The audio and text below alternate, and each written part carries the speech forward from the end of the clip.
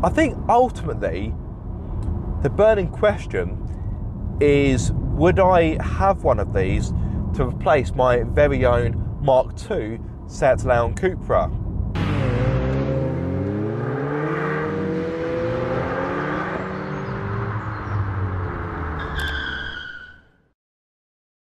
Car Obsession is proudly supported by Exchange My Car, Carly and Draggy. For a limited time only, use Car Obsession 10 to get money off with Carly, and there's also a discount code for Draggy as well, which again is Car Obsession 10. All of the details are in the video description below. You are looking at a dinosaur. I love the combustion engine, I revel in induction noise, and I like loud exhausts. The world is changing though. The car as we know it is evolving, whether we like it or not.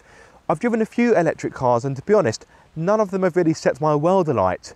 However, the car in today's video may just change that. It's a car I've been waiting to get my hands on for what feels like ages. It is of course the brand new Cupra Born.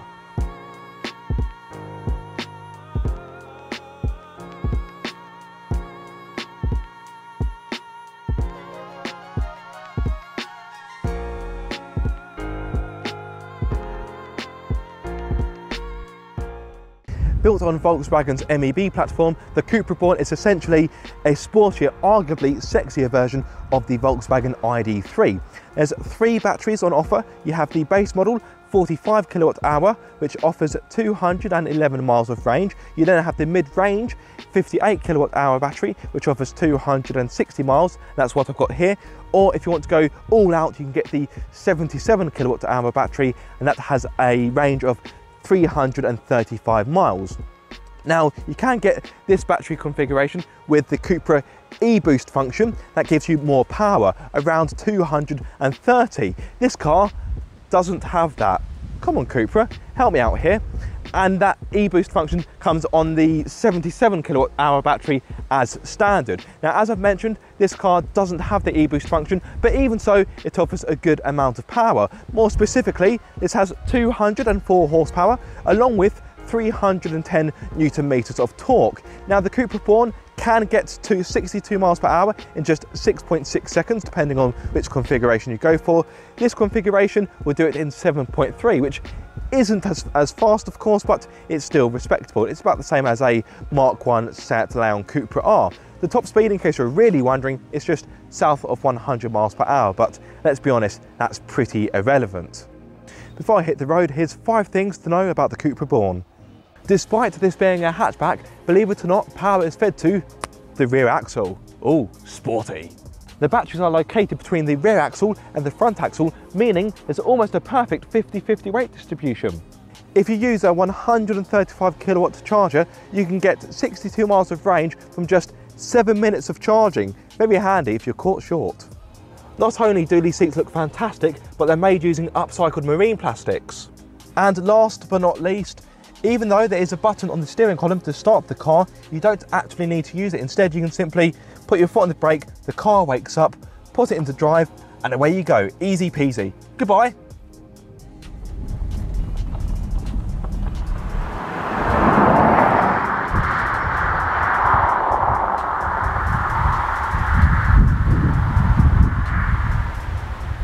As mentioned, the Cupra Born is based on the Volkswagen ID3, but fear not, because Cupra has been working hard to make this car sportier. This car is sitting on lower sports suspension, the steering has been tweaked, as have the brakes. But can this car really claim to be an electric hot hatchback? Let's find out. For starters, how powerful is it? Right, doing 30 miles per hour, foot hard down. Ooh. Yeah, that's pretty much 60.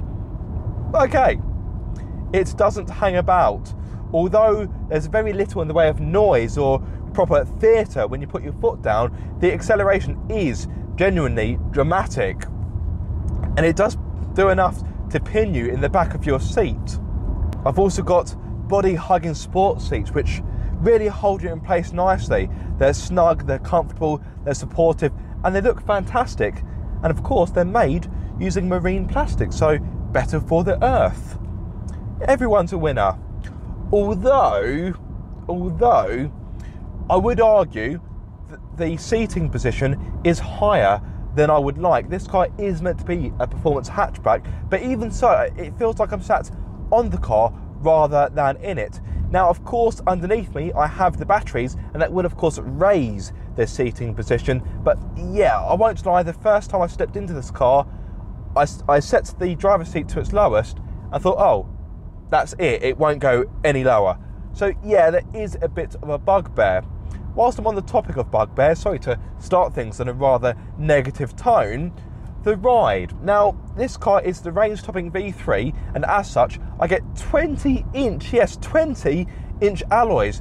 They do look pretty fantastic, but it does mean the low-speed ride is firm and jiggly, and you will find yourself being jostled about.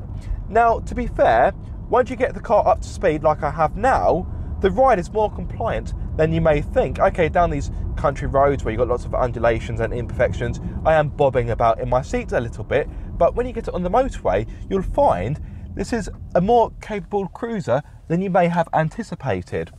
But anyway, cruising is boring, let's have more power. It's so unnerving. I've driven quite a few electric cars, but it's still odd to have that real surge of acceleration with not much else to go with it. Yeah, very bizarre. Now, as you would expect from any modern performance car, I do have a choice of driving modes, 4 to be exact. So I've got range, which of course will help you get as much range from this car as possible. You've got comfort, which is just comfort. You've got performance, which of course gives you more performance, although I am surprised that it isn't called Cupra. And you have individual, where you can custom your settings to your heart's content. Although, one thing I find disappointing with the Cupra Born is that you can have it with the adaptive dampers. Volkswagen Automotive Group call it the dynamic chassis control, but they aren't standard even on the range-topping V3. This car doesn't have the optional dampers, and that is a pity, because I do think that would just give the Cupra Born that extra breadth of ability, but it is what it is. Anyway, time to tackle some corners, the twisty stuff. Now, of course, this is billed as an electric hot hatch, a performance vehicle, so this area is really important. The lean through the corners is pretty well controlled, although in my opinion you simply can't escape the weight of this vehicle. So the Cupra Born weighs in the region of 1800 to 1900 kilograms, and that is a lot for a hatchback. Granted, you do have a fair amount of space in here, and of course you've got the batteries, but that is far from featherweight, and because of that you can feel the weight in the corners.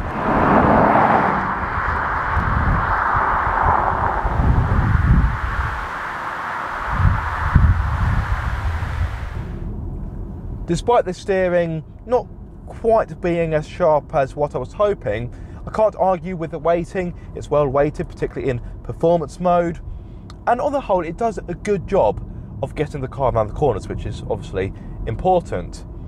Now, another thing I'd like to moan about, there's a theme here, but believe me, I do like this car, despite my initial kind of grumbles.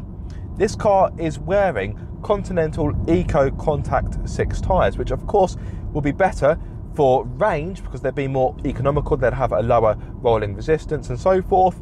But I think for a car like this, a performance vehicle, there need to be grippier tyres. The grip through the corners is okay, it's perfectly acceptable, but I do feel that a set of Michelin Pilot Sport 4s or perhaps Goodyear E-Lift 1s could really transform this car. And there have been a few times where I've been doing slightly harder cornering and I have actually been able to provoke tyre squeal from the Continentals, which has been surprising, I must admit. And I wouldn't say I was pushing the car particularly hard either. Now, it's worth noting that depending on the version of the Cupra Born you go for, as an option you can get wider Michelin Pilot Sport EV tyres for better grip in the corners. Oh yes. Normally in electric cars the brakes can feel quite numb, and the same can be said for the Born. Once you get used to the brakes it's not an issue, but yes, electric cars, all the electric cars I've driven, pretty much the initial dab is very numb and you don't get much in the way of feedback. but the brakes do perform well, which is of course important. Now to go back to the alloys again, although they are 20 inches, meaning that you do get a thinner tyre, I am impressed by the refinement. Of course, with an EV, you don't have an engine to help disguise other noises that the car would normally make. So engineers have to work even harder to eliminate these noises because they will be more noticeable with the lack of an engine. But even so, the road noise in the Cupra Born is impressive. In fact, even at speed, you're more likely to hear wind noise than you are road noise. And bearing in mind, you've got 20 inches at each corner, I think that is pretty good going. On the whole, this car is refined, particularly for a performance car. At 70 miles per hour with my sound meter, which I actually have that down here. There we are, there's my sound meter.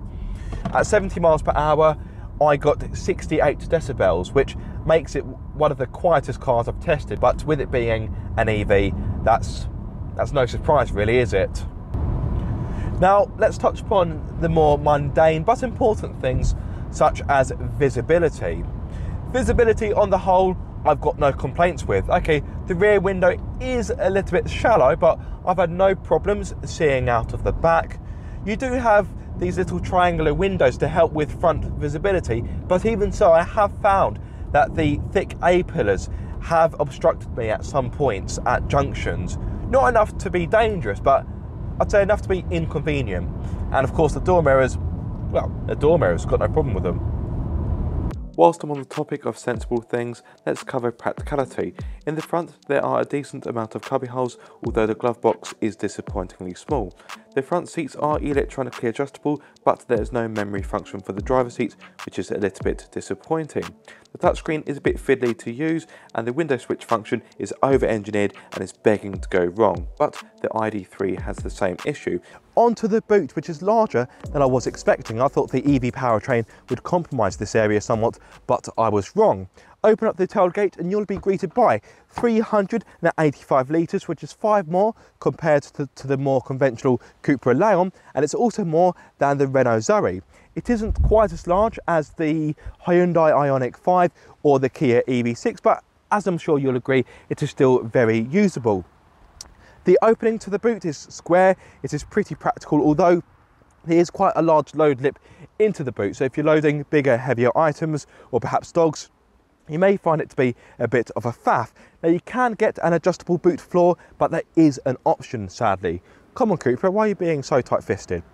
Now if you want more space in this car, you can of course fold down the 60/40 rear seats, and better still, you have a feed-through hatch in the middle. So if you want to load longer items, such as skis or bits of wood or anything long in general, you can do so. You've also got the hook either side in which you can attach shopping bags, as well as a 12-volt socket. You do have a little bit of storage underneath the boot floor, but not a great deal. So overall, the Born doesn't offer the largest boot in class, but it's still pretty usable.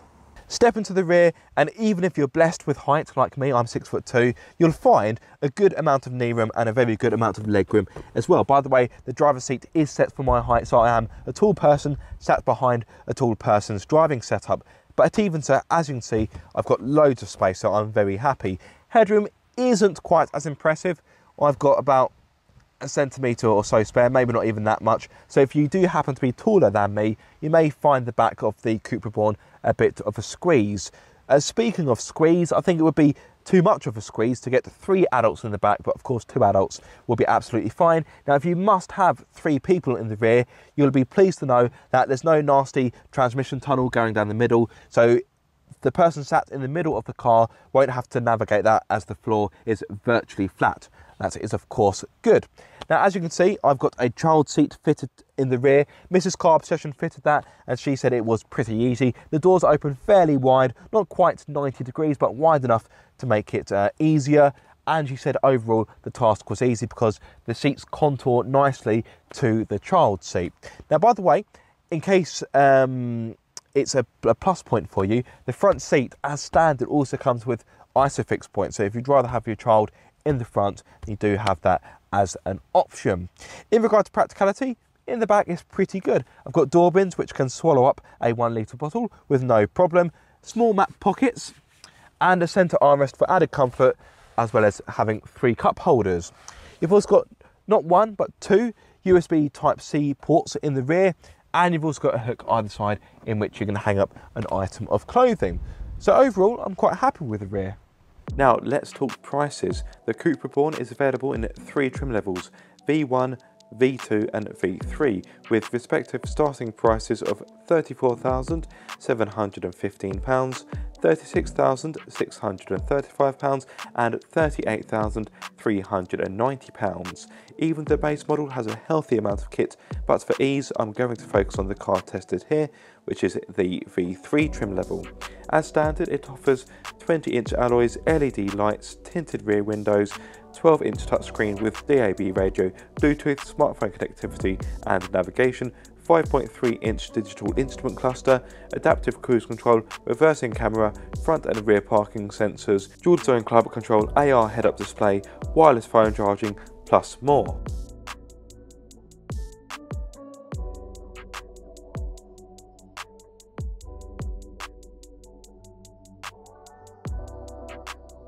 This is a good car, but it'll be interesting to see what Cupra would have done if it had the budget to build this car from the ground up, as opposed to simply taking the ID3 platform and kind of customizing it to be sporty. Now I know to build the car from the ground up would cost a lot of money, and why would you when you got a perfectly good platform in the shape of the Volkswagen Automotive Group MEB platform? Why would you then go through the extra expense of developing a bespoke car? So I get why Cupra has done that, but because they've had to make a non-sporty car sporty, I would say this car feels, dare I say, a bit compromised because of that. That's probably a rather controversial statement, I know, but that is my opinion. Having looked back at this footage, I don't think I've really said enough positive things about the Cupra Born, so let's address that. For starters, I think it looks great. It is genuinely show-stopping and it is a real head-turner, more so compared to the ID3. It offers strong performance. I love the seats. The boot is a good size. It comes with plenty of kit, decent legroom, and this is a car that proves EVs don't have to be bland white goods. I think ultimately the burning question is, would I have one of these to replace my very own Mark II Seat Leon Cupra? I would love to say yes, because I do want to embrace the world of EVs, but I just still can't do it. I drove my Cupra this morning and the noises it makes are just, it gives you that fizz, that X factor, which, I'm sorry Cupra, this car just doesn't offer. I know it will get to a point where I'll have no choice but to buy a car like this. And don't get me wrong, if there are only EVs on the market, then I would be happy with this, because out of all of the electric cars I've driven, this has been the most enjoyable. So then, time to conclude, time to wrap up the Cupra Born. Initially, when I first drove it, I was quite underwhelmed. I had high hopes for this car, which to begin with, it didn't meet. But the more I've driven it, the more I've enjoyed it, and the more it's really got its way under my skin. Is it enough to convert me to the world of EV though? No, not quite, I'm afraid, Cupra. But if this gives you any kind of solace, then hear this. Out of all of the electric cars I've driven, this has come the closest to really getting me on board with electric motoring. So I think you should take that as a compliment. The Cupra Born, I like what it stands for. It looks fantastic both outside and inside. It offers a good amount of kit, it's practical, it's pretty comfortable as well, all things considered. So if this is a glimpse of what the hot hatchback of tomorrow will look like, maybe it's not so bad after all. A massive thank you to Cupra UK for loaning me the car for the week, and of course a massive thank you to you guys watching this video. I do hope you have enjoyed it. If so, be sure to like, comment and subscribe. If you are subscribed, don't forget to click the bell icon so you get notified every time I make a video. But until the next time guys, be sure to keep up the car obsession.